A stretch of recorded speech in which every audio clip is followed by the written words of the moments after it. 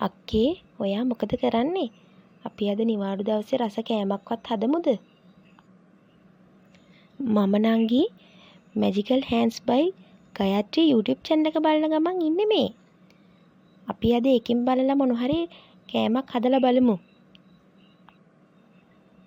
ඒකනම් හොඳ අදහසක් අක්කේ. මොනවද අක්කේ channel එකේ දාලා තියෙන කෑම වර්ග? ගමේ කෑම වර්ග, රස කැවිලි, එක එක විදියට හදපු ගොඩාක් කෑම ජාති channel එකේ දාලා තියෙනවා නංගි. අපිට බලලා ගොඩාක් කෑම ජාති හදාගන්න පුළුවන්. ඒකනම් ගොඩාක් හොඳ channel එකක් වගේ අක්කේ. ඔයා දැම්ම subscribe කරලා තියාගන්න.